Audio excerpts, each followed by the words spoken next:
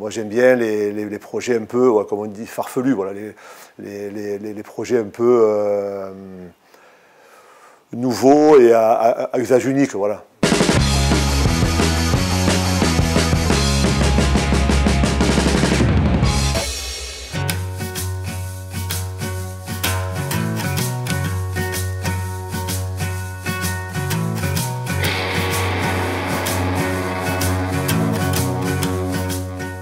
Je m'appelle Richard Gilles, je suis le cofondateur de Diversis, bureau de contrôle dédié à l'événementiel. Alors sur le manège, on utilise les règles que l'on connaît dans le bâtiment et pour le calcul, les risques en général, le risque d'incendie par rapport aux matériaux utilisés, l'aspect résistance mécanique que traite Diversim, voilà, l'aspect résistance mécanique, impact du vent.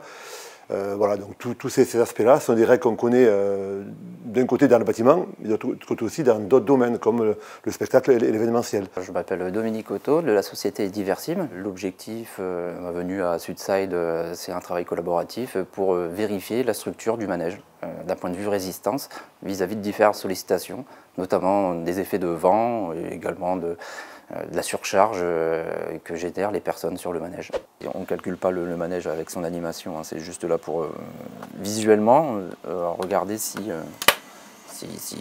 ça correspond en fait un peu à la réalité par rapport à ton modèle, mais a priori...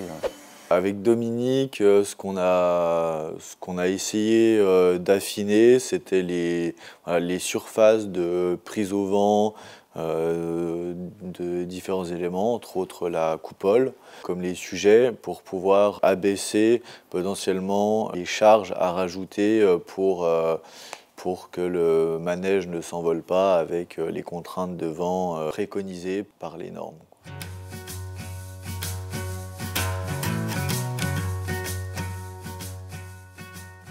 En tant que constructeur, on a de l'expérience et on peut avancer sur la conception grâce à cette expérience, s'appuyant sur l'expérience. Mais toutes ces intuitions, elles doivent être validées par des calculs d'ingénieurs. Et moi, mon rôle dans cette relation avec les ingénieurs, ça va être de comprendre les contraintes qui sont mises en évidence par les calculs, de comprendre pourquoi il y a ces contraintes, pouvoir agir dessus dans le sens qui m'intéresse. Dans cette situation-là, c'est plutôt une déformation du mât au centre.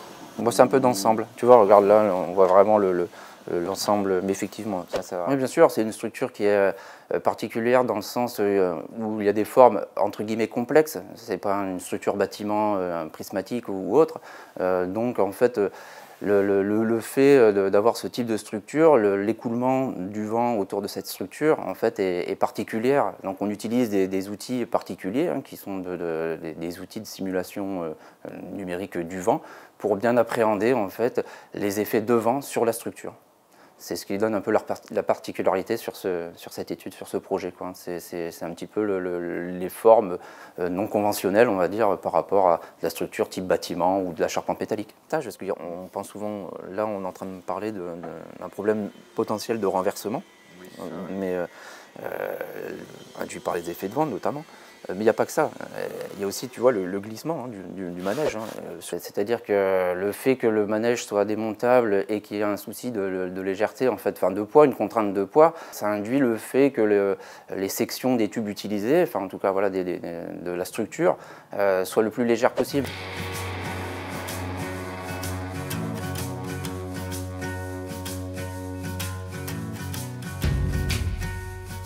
Et comme tout objet soumis au vent, il peut se déformer ou être déplacé. Donc ça impose, toujours pareil, un dimensionnement ou si on ne peut pas intervenir directement sur la structure, sur les éléments de la structure, on rajoute des lestes, des accroches, ce qu'on peut. Sans considérer du lestage, on est à 0,4, on peut 0,4, mais avec du lestage, 100 kg par pied, 400 kg de plus, en fait on est à 0,3. C'est pas non plus, tu vois, c'est pour ça que ça glisse aussi. Ah oui, c'est un gros challenge. Il faut trouver des solutions, il y a beaucoup de choses en même temps à gérer, beaucoup d'interactions, donc c'est assez fascinant. Et puis le but c'est d'y arriver.